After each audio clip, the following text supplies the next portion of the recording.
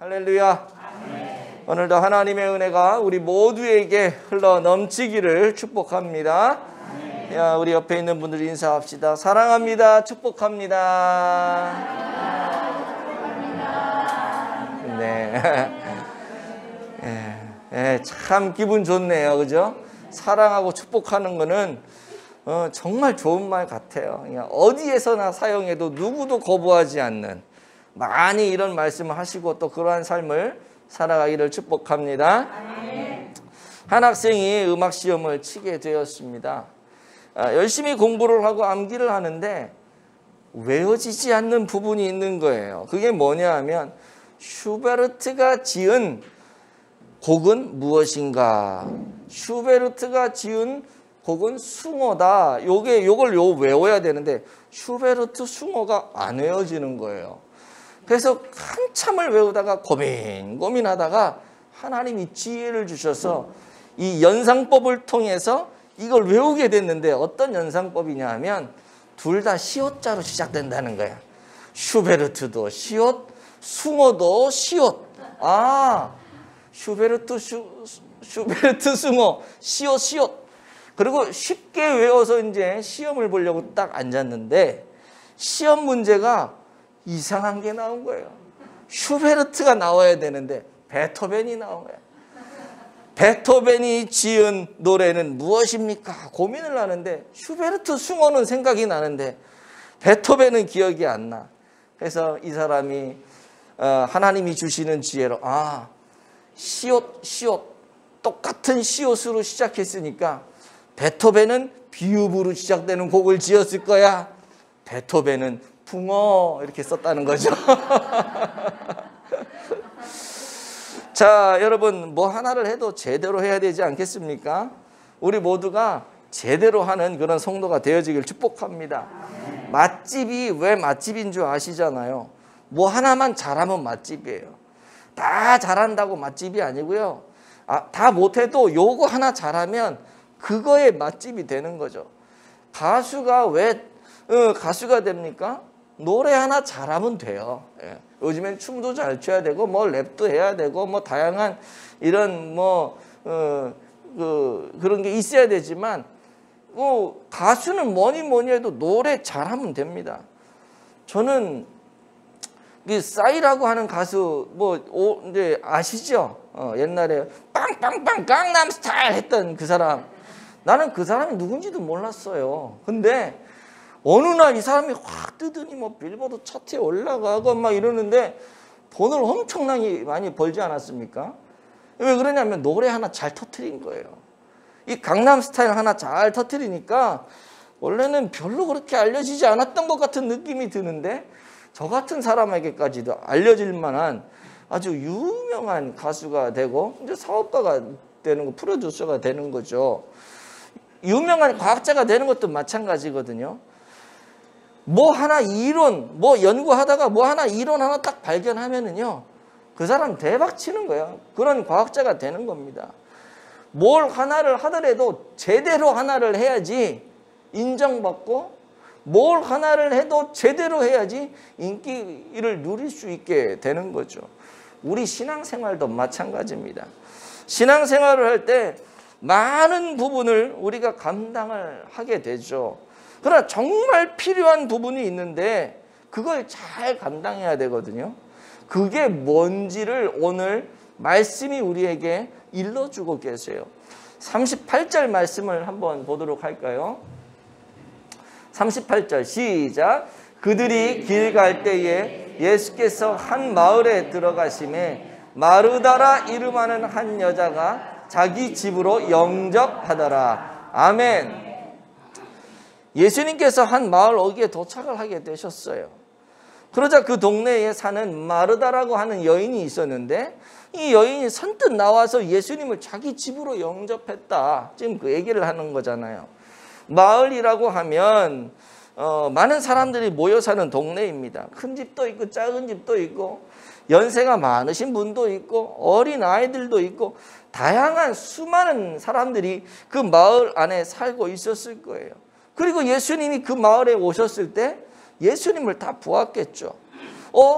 예수님이 우리 마을에 오셨네? 하며 많은 사람들이 예수님을 보며 예수님을 또 보고 싶어서 몰려 나갔을 겁니다. 그런데 거기까지였어요. 예수님이 어디에 머물며 어디에서 안식을 하며 쉬어야 할지 예수님이 뭐 결정을 하고 온 게 아니잖아요. 어저께인가 그저께인가 우리가 이제 기도하고 후원하는 태국 선교사님이 오셨어요. 이제 5월 중에 우리 교회 오실 건데 그분이 그러시는 거예요. 숙소는 어디예요? 그랬더니 어디라고 얘기해주고 거처할 것은 있냐? 다 있다. 자가용은 있냐? 다 했다. 제가 몰랐어요. 이런 거 선교사님 들어오면 누가 다 이렇게 해주나요? 그랬더니 아니래는. 들어오면서 자기가 집도 알아봐야 되고 내가 쓸 자동차도 알아봐야 다 자기가 해야 돼. 그러니까 선교사님들이 들어올 때 이게 마음이 편하지가 않은 거래요. 이게 준비가 되어 있지 않으면 서로에게 민폐 끼치는 일이기 때문에 이게 힘들다 그러더라고요. 예수님 똑같아요. 예수님 그 마을에 들어가셨는데 야 네가 뭐해 네가 뭐해 이미 다 세팅해놓고 들어간 게 아니거든요. 가는데 마르다라고 하는 이 여인이 그 예수님의 마음을 알고 예수님이 거할 처소와 이런 모든 것들을 자기가 하겠다고 우리 집에 머무세요라고 예수님을 영접하는 것이죠. 마르다는 구경을 하는 사람이 아니었어요. 예수님을 자기 집에 들여서 영접했던 바로 그런 사람이라고 하는 거죠. 어느 누구도 예수님께 그렇게 예우를 해드리고 예수님께 다가가서 하는 사람이 없는데 마르다가 탁 튀어나가서 예수님 제가 모실게요. 저희 집으로 오세요. 여러분 예수님은 오늘 이 시간에도요 이곳에 오십니다. 간절히 바라기는 우리를 찾아오시는 예수님을 그냥 구경만 하지 마시고 그분을 내 마음에 모셔드릴 수 있게 되기를 바랍니다. 예수님 오늘 목사님을 통해 좋은 말씀을 하시네. 그냥 그 정도에서 끝나면 안 되는 거예요. 좋은 말씀을 통해 찾아오신 그분을 내가 내 마음에 모셔드려야 되는 것입니다. 구경꾼과 영접하는 사람은 차이가 있어요. 공통점이 있다면 같은 자리에 앉아 있다는 거죠. 같이 예수님의 말씀을 듣고 있습니다. 하지만 구경꾼은 예수님과 상관이 없는 사람이에요. 마르다 집에 예수님이 들어가셨네? 하면서 말만 하는 사람이에요. 들어가는 것을 보며 구경만 하는 사람. 이 사람이 구경꾼이에요. 오늘 저 사람 예수님이 들어가는 거 보니까 저 집에 오늘 은혜가 임하겠네? 오늘 저 목사 말이 딴 때보다 말이 잘 나오네? 뭔가 은혜가 좀 있을 것 같네? 오늘 전체적으로 찬양도 그렇고 오늘 예배가 은혜가 좀 될 것 같네? 여기에 멈추면 구경꾼이에요. 영접하는 사람은 다릅니다. 영접하는 사람은 예수님과 관계가 있는 그런 사람이 예수님을 모셔드려요. 그리고 주님과 대화를 합니다. 주님께 이런저런 것도 묻기도 하고요. 주님은 그 사람에게 이런저런 이야기를 하면서 이렇게 해봐 저렇게 해봐.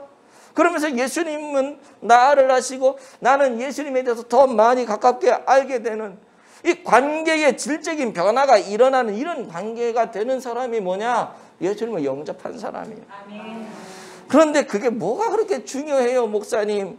하시는 분들도 혹시 있을 수 있겠지만 중요한 차이가 있습니다. 예수님께서 나를 기억해 주시고 내가 예수님과 소통을 하며 예수님에 관해 확실히 아는 이런 밀접한 친밀한 관계가 될 때 엄청난 권능의 역사와 능력을 경험하게 되거든요. 이게 영접한 자가 누릴 수 있는 축복입니다. 요한복음 11장에 보면 마르다에게 동생이 있었어요. 오늘 본문에 또 나오지만 마리아라고 하는 여자 동생이 있었어요. 그리고 이 오빠가 있었는데 그 오라비라 그러죠. 나사로라고 하는 오빠가 있었어요. 그런데 어느 날 오라버니가 되시는 이 나사로가 갑자기 죽지 않습니까? 이제 한창 젊은 나이에 결혼도 해야 되고 세상에서 잘 살아가야 하는 그런 나이였음에도 불구하고 옵자가 갑자기 죽어요. 동생 입장에서, 여동생 입장에서 앞이 깜깜합니다. 머리가 백지장이 됩니다. 이걸 어떻게 해야 되지? 그런데 이때 마르다의 머릿속에 떠오르는 한 분이 있었는데 그분이 누구냐면 예수님이요. 아, 그렇지. 예수님. 그 권능의 예수님, 병든 자를 고치시는 그 예수님, 그 예수님께 부탁을 드리면 되겠구나. 이 생각을 마르다가 하게 되죠. 그리고 급하게 예수님께 사람을 보냅니다. 예수님, 내 오라비가 죽었는데 빨리 오셔서 살려주십시오. 근데 이 소식을 이제 전해 듣게 되자 예수님 주변에 제자들이 있잖아요. 제자들이 다 말립니다. 예수님, 방금도 지금 그곳을 지나오다가 바리새인 사두개인들에게 봉변을 당할 뻔했는데 다시 거기로 가게 되면 정말 큰일 납니다. 마르다의 일은 좀 딱하긴 하지만 지금은 예수님의 안전을 생각하셔서 절대 거기 가시면 안 됩니다. 가더라도 나중에 가셔야죠. 이런 얘기가 그 요한복음 11장에 쭉 나오거든요. 그때 예수님이 말씀하시는데 뭐라 그러시는 줄 아세요? 내가 가서 나사로를 꼭 살려내야겠다. 그러면서 가신단 말이에요. 누구 때문에 예수님이 봉변을 당할 수 있고 자기의 삶이 어떻게 될지도 모르는 그 위급한 상황에 예수님 왜 뛰어들어가십니까? 이유가 뭐예요? 마르다 때문이에요. 마르다 때문에. 예수님을 너무 잘 아는 구경꾼이 아닌 예수님을 영접한 마르다 때문에 그 위험을 무릅쓰고 어떤 봉변을 당할지도 모르는 상황에서 나사로 살리겠다고 거길 가시는 거죠. 마르다의 수고와 헌신, 그거를 기억하면서 힘들지만 위험하지만 그래도 마르다의 부탁인데 내가 가야지. 그리고 동네에 찾아가신 거죠. 가서 뭐라 그래요? 나사로야 나오라. 그랬더니 죽었던 나사로가 무덤에서 나오는 거잖아요. 여러분, 예수님을 영접하고 친밀히 하는 관계가 될 때 이런 역사가 일어나는 것입니다. 구경꾼이 아니라 영접하는 자가 될 때 이런 놀라운 역사가 일어나는 것입니다. 저 사람에게는 일어나는데 왜 나한테는 안 일어날까? 내가 구경꾼인가? 영접한 자인가? 여러분 스스로 잘 점검해 보세요. 왜 맨날 나는 안 일어나는데 저 사람은 왜 맨날 저런 상황에서 될까? 잘 생각해 보세요. 나는 내가 영접한 사람인가? 내가 그냥 구경꾼인가? 예수님의 능력을 경험함으로 날마다 영접한 자의 축복을 누리며 살아가는 여러분들 되어지시기를 축복합니다. 뭐 39절, 49절 우리가 읽지는 않겠지만 여기 보시면은 이제 예수님이 그래서 마르다의 집에 들어가요. 영접해가지고. 영접해서 들어가는데 동생 마리아가 뭘 합니까? 마르다하고 마리아하고 하는 역할이 딱 정해져 버린 것 같아요. 주의 발치에 앉아서 마리아는 말씀을 듣습니다. 그리고 마르다는 이것저것 준비하느라 너무 분주해요. 손님을 맞았으니 음식을 해야 되고 일을 해야 될 거 아니에요. 열심히 합니다. 무척인가 부엌에서 왔다 갔다 음식을 넣었다 뺐다 너무나도 바쁘게 일을 합니다. 그런데 가만히 보니까 이 자기 여동생은 자기를 도와줘야 되는데 안 도와주고 예수님 그 발치에 앉아가지고 아이고 그랬어 예수님, 아이고 정말 재밌네 이러고 있는 거예요. 예수님하고 담소를 나누며 맞장구를 치면서 거기서 예수님의 말씀 들으면서 은혜를 받으면서 마르다가 얼마나 배가 아파요. 여러분 명절이나 가족이 전체적으로 모이는 날 되면 집에서 이제 음식을 하잖아요. 요즘에는 뭐 밖에 나가서 그냥 한 끼 사 먹고 말지 하는 그런 분위기가 많이 있지만 뭐 몇 년 전만 해도 다 모여서 밥을 하고 뭐 음식을 하고 그러는데 꼭 눈밖에 나는 사람들이 있잖아요. 얄미운 사람들이 있잖아요. 나는 열심히 하는데 쟤는 나는 음식 솜씨가 없어. 나는 부엌에 들어가면 괜히 음식을 망쳐. 그러면서 아예 들어올 생각을 안 하고 그럼 설거지라도 해야 되는데 설거지는 나 이거 한번 또 그릇을 깨. 뭐 안 하려고 하니까 핑계만 계속 생기는 거죠. 그런 사람 얼마나 얄미워요. 요걸 그냥 이럴 마음이 막 들 때가 있잖아요. 지금 마르다의 마음이 그런 거죠. 저 얄미운 동생을 어떻게 하면 군기를 잡아가지고 금방 요절을 낼 수 있을까?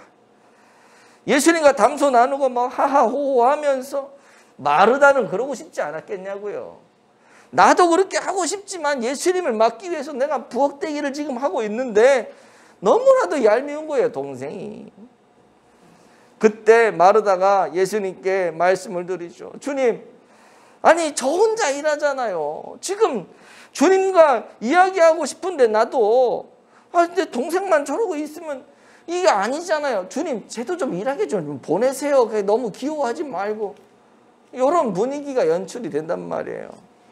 그러면서 이렇게 퉁명스럽게 얘기해요. 그때 주님이 마르다에게 하는 말이 41절, 42절이에요. 한번 읽어보도록 할게요. 시작. 주께서 대답하여 이르시되 마르다야 마르다야 내가 많은 일로 염려하고 근심하나 몇 가지만 하든지 혹은 한 가지만이라도 족하니라. 마리아는 이 좋은 편을 택하였으니 빼앗기지 아니하리라 하시니라. 아멘. 여러분, 지금 마르다는 예수님을 영접하여 집에 모셔드렸죠. 그리고 극진히 대접을 합니다. 예수님께서 기뻐하는 일을 하고 예수님이 좋아하시는 그 일을 하면서 결국 예수님을 돕는 그런 일을 하고 있는데 갑자기 마르다의 마음속에 불평이 막 일어나기 시작하는 거예요. 예수님을 일을 돕고 예수님을 섬기고 있는데 왜 불평이 나올까요? 자기가 그렇게 좋아하는 예수님을 섬기고 예수님을 위해서 일을 하는데 왜 불평이 나올까요? 우리도 이런 경우를 종종 경험하게 되지 않습니까? 복음의 길을 열심히 가고 있습니다. 전도도 열심히 합니다. 예배도 열심히 드립니다. 헌신도 하고 봉사도 하고 헌금도 하고 열심히 주를 위해서 우리도 열심히 해요. 그런데 불평이 생기기 시작하죠. 교회에서 열심히 주의 일을 하는데 불평이 생기고 마음이 편안하지 않은 이유가 뭘까? 그러면서 이런 생각이에요. 내가 왜 이걸 하고 있지? 왜 나만 이렇게 해야 되지? 이건 뭔가 불공평해. 이런 마음이 들 때가 있어요. 여러분만 그런 것이 아니라요. 교역자들도 그래요. 얼마 전에 제 선후배 목사님들을 한번 만난 적이 있는데 이런 얘기를 하더라고요. 요즘 부교육자들이 너무 무섭대요. 다 담임 목회 하시는 분들이니까.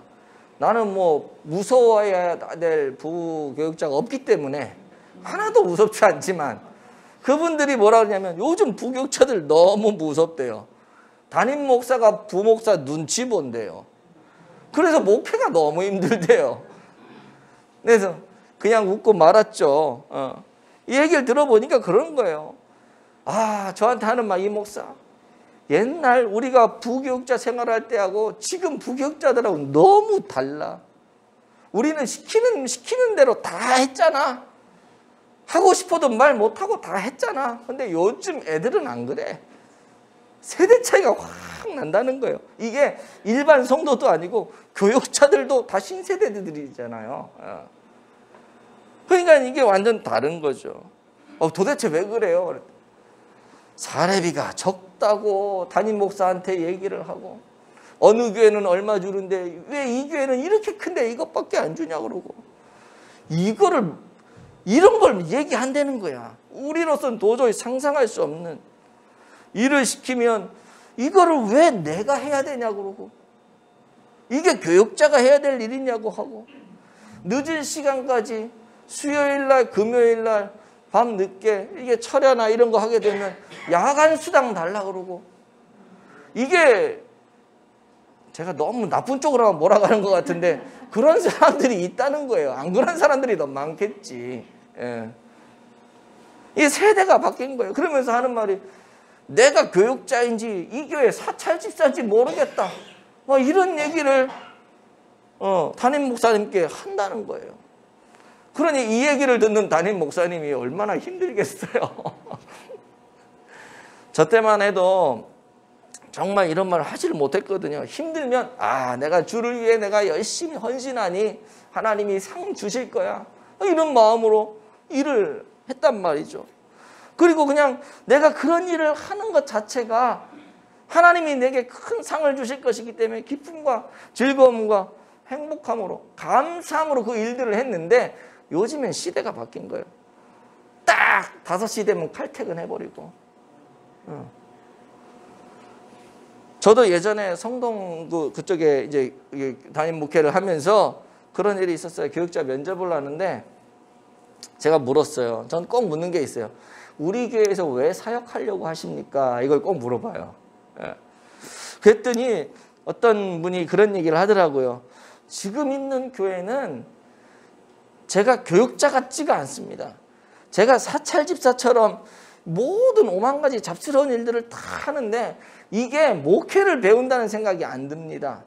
저는 이 교회에 와서 정말 목회다운 목회를 목사님께 배우고 싶습니다. 그러는 거예요. 그러면서 저를 되게 이렇게 좋은 목회자로 인정을 하면서 이런 멘트를 하더라고요. 제가 그 얘기를 다 들으면서 그랬어요. 당신 자격 없습니다. 당신이 지금까지 한 그 모든 잡스러운 사찰 집사님이 하는 그런 허드렛 일 같은 그런 모든 것이 다 목회요. 그것이 그 교회에 필요하기 때문에 그 교회에서 그런 일을 맡긴 건데 그렇게 함으로 다 하나님의 영광을 나타내는 건데 당신 하나만 알고 둘은 모르는군요. 제가 아주 크게 호통을 치면서 인상을 빡 봤으면서 당신 우리 교회 사역 안 됩니다! 라고 아주 단호하게 이야기한 적이 있어요. 마음속으로만.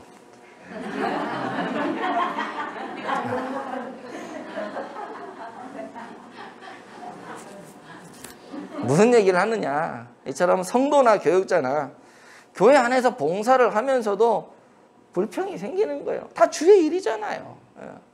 하나님을 위하고 예수님을 위하고 성도들을 위하고 교회를 위하고 열심히 하는데 원망이 생기고 마음에 상처가 생깁니다. 그 일들로. 그런데 잘 모르는 사람 때문에 마음에 상처가 생깁니까? 아니죠. 바로 가까이 있는 사람 때문에 상처가 생겨요. 내 셀원 때문에, 내 구역 식구 때문에, 또 내 셀 리더 때문에, 또 기관의 기관장 때문에, 또 어떤 분은 목사님 때문에. 그래서 마음이 이렇게 힘들고 상처가 될 때도 있어요. 교회만 그렇습니까? 가정도 마찬가지죠. 누구 때문에 불평하고 마음이 상합니까? 가까운 사람 때문에 그래요. 가깝지 않은 사람이 그러면요. 가깝지 않으니까 막 그러려니 하고 지내지만 우리 그러잖아요. 네가 어떻게 나한테 그럴 수가 있어? 이런 얘기 하잖아요. 너하고 나 사이에 이러면 안 되는 거야. 딴 사람은 몰라도 너는 그러면 안 되지. 여기에서 큰 상처가 되는 거거든요. 그래서 도와주지도 않고 말만 하고 막 명령조로 막 얘기하는 그 남편 때문에 상처가 되기도 하고요. 남편의 넓은 마음을 이해해주지 못하는 그 아내 때문에 또 상처를 받기도 하고요. 분위기 파악을 못하는 이 자녀들 때문에 또 자녀들은 뭐예요? 소통이 안 되는 부모 때문에 상처를 받기도 하고요. 지금 마르다가 그러고 있는 거예요. 전혀 모르는 사람 때문에 상처받는 게 아니라 자기가 제일 잘 아는 내 이 여동생 마리아 때문에 상처를 받고 불평을 하고 있는 것이죠. 이 녀석은 언니가 좀 일을 이렇게 바쁘게 하면 알아서 좀 눈치껏 일어나서 좀 와가지고 부엌일을 좀 도와주고 그래야 되는데 아무 일도 하지 않고 예수님 곁에서 그냥 예수님 말씀 듣는 거 좋다고 낄낄낄낄거리고 속이 터지는 거죠. 그럴 때 예수님이 하신 말씀이 마르다야 내가 많은 일로 염려하고 근심하나 실상 필요한 것은 한 가지뿐이다. 그 한 가지가 뭐겠어요? 예수님이에요. 예수님. 여러분 기억하세요. 우리 중심에 예수님이 보이지 않을 때 주변적인 다른 것들이 보이게 되어 있어요. 그리고 주변적인 것들만 보게 되면 우리 마음에 풍랑이 막 일어나고 막 요동치게 됩니다.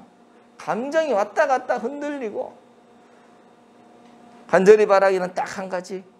예수님만 바라보는 믿음이 있어지기를 예수님 이름으로 축복합니다. 아멘. 예수님 한 분만으로 만족하는 저와 여러분들 되어지길 축복합니다. 아멘. 그럴 때 감사가 넘치는 거예요. 아멘. 부족하지만 그래도 내 남편이 여기 있는 것이 감사하고, 아멘. 또 부족하지만 내 아내가 내 곁에 늘 자리 잡고 있다는 거, 이게 감사하고, 내 속을 썩이는 것 같지만 자녀가 자녀의 자리에, 그 자리에 앉아 그 자리에서 일을 하고 있는 거, 공부하고 있는 거, 내 품 안에 있는 거, 그게 감사하고, 뭐니 해도 우리 교회가 이곳에 있는 것이 감사하고. 지방에 있으면 어쩔 뻔했어요. 성동구에서 좀 떨어져 있지만 어찌 보면 그렇게 떨어져 있는 것도 아니야, 사실은. 여러분, 아무아무개 집사님, 아무아무개 권사님, 아무아무개 성도님, 여러분 옆에 지금 앉아 있는 게 얼마나 감사한 일입니까? 여기 아무도 없고 나 혼자 덩그러니 있다고 생각해 보세요. 얼마나 힘들겠어요. 이 모든 것들이 감사한 일입니다. 예수님을 우리가 보게 되면, 예수님에게 집중을 하게 되면 이런 모든 것들이 감사의 조건이 되는 거예요. 그래서 우리에게 필요한 유일한 것이 있다면 바로 그것은 예수님이라고 하는 거죠. 그분만 있으면 됩니다. 그분에게만 초점을 맞추면 만사가 해결이 되어지는 거예요. 이것이 제대로 된 신앙이죠. 이런 신앙이 진정 거듭난 사람이요, 주님이 찾으시는 사람이라고 하는 겁니다. 레오나르도 다빈치라고 하는 미술가가 있죠. 그가 몇 년 동안 심혈을 기울여 그린 그림이 있는데, 그것이 뭐냐 하면 최후의 만찬이라는 그림이에요. 그가 그 작품을 그린 후에 지인들을 다 불렀습니다. 그리고 작품을 공개했어요. 모두가 다 박수를 쫙 치면서 우와, 정말 멋있다, 정말 대단하다, 축하 멘트를 막 날리고 있는데, 한 친구가 이런 찬사를 하며 칭찬을 합니다. 정말 대단한 작품이군. 예수님의 손에 들린 저 광채 나는 유리잔을 보세요. 정말 아름답고 섬세하지 않습니까? 어떻게 그림에서 저렇게 표현을 할 수 있을까요? 사람들이 보니까 예수님이 들고 계신 유리잔의 광채가 정말 대단했습니다. 그래서 그 말을 듣고 모두가 다 극찬을 하고 박수를 치고 있는데, 갑자기 다빈치가 붓을 들더니 물감에 이 붓에 붓을 묻혀가지고 그 유리잔을 막 뭉개버리는. 사람들이 깜짝 놀라죠. 아니 다빈치, 이 지금 왜 그러는가? 다빈치가 얘기합니다. 여러분, 이 작품은 실패한 작품입니다. 이 작품은 내가 원하는 작품이 아니에요. 나는 여러분의 시선이 예수님의 얼굴에 집중되기를 원하는 마음으로 이 그림을 그렸습니다. 그런데 여러분의 시선은 예수님의 얼굴에 머물지 않고 저 유리잔에 머물렀어요. 이거는 실패한 작품입니다. 여러분, 우리의 시선은 오직 주님께로 맞추어져야 할 줄로 믿습니다. 아멘. 주님만 바라볼 수 있기를 바라요. 아멘. 주님께 초점 맞추어진 그런 삶이 되길 바랍니다. 아멘. 왜 그래요? 그것이 주님이 원하시는 삶이요, 그러한 삶에서 누리는 축복은 그 누구도 빼앗을 수가 없기 때문에. 초대 교부 중에 크리소스톰이라고 하는 교부가 있었는데, 그가 아주 너무 열심히 복음 사역을 하게 되니까 로마의 황제가 그를 체포했습니다. 황제가 신하에게 말을 하죠. 그놈을 당장 독방에 가두어라. 신하가 말합니다. 아니되옵니다. 기독교인들은 독방을 기도처라고 생각을 합니다. 그래? 그럼 그것도 안 되고, 그러면 어떻게 하면 좋겠나? 잔인 무도한 악당들이 있는 곳에 집어넣어. 아이고 전하, 그것도 안 됩니다. 악당들을 다 전도해가지고 다 예수 믿는 사람들을 만드는 게 기독교인들입니다. 아 그래? 그러면 끌어내서 목을 쳐라. 그랬더니 이 신하가 또 하는 말. 전하, 폐하, 그건 정말로 안 될 일이옵니다. 기독교인들은 순교를 최고의 영광으로 생각하는 사람들이기 때문에 그랬다가는 큰일 납니다. 그 사람들은 죽으면서도 얼굴에 광채가 난답니다. 그랬더니 폐하가 묻습니다. 그래? 그럼 내가 어떻게 해야 되겠는가? 그냥 풀어주십시오. 무슨 꽁트하는 것 같죠? 얘기 자체가. 결국 황제가 두 손 다 들고 말았어요. 여러분, 레오나르도 다빈치도 그렇고 크리소스톰이라고 하는 사람도 그렇고 그들이 이러한 삶을 살 수 있었던 이유가 무엇입니까? 예수님께 집중했기 때문에 그래요. 예수님만 바라보았기 때문에 그렇습니다. 예수님 한 분만으로 만족한 인생이었기 때문에 이런 삶을 살 수 있었던 거예요. 간절히 바라기는 예수님만 바라보고 예수님만 의지하고 예수님께만 집중하고 예수님 한 분만으로 만족하는 여러분들 되어지기를 축복합니다. 아멘. 말씀을 맺을게요. 험난한 세상 속에서 많이 힘들고 지쳐 계시지는 않습니까? 많이 힘드실 거예요. 한탄과 탄식이 나오는 삶도 엄청나게 많이 경험을 하셨을 것입니다. 헤쳐나갈 수 없는 길이 보이지 않는 그런 길이 내 앞에 늘 펼쳐져 있지는 않으셨습니까? 그것을 이겨내려고 다른 것으로 분주하면 여러분 기억하세요. 더욱 분주해지고 더 해결되지 않는 것을 여러분들 경험하신 분도 있고 아직 못하신 분도 있을 수 있겠지만 그렇습니다. 그런 어려움이 다가올 때 정말 우리가 다시 한번 마음속에 확신을 가지고 생각해 보아야 될 것. 내가 예수님께 집중하고 있는가? 이걸 물어보셔야 돼요. 그럴 때일수록 우리는 예수님께 더 집중해야 됩니다. 마르다처럼 마리아처럼 예수님께 집중하셔서 주님과 좋은 관계를 맺으며 늘 놀라운 기적의 역사, 성령의 능력을 체험하며 여러분들이 처한 그 환경에서 승리할 수 있는 그런 복된 성도들 다 되시기를 예수님의 이름으로 축복을 드립니다.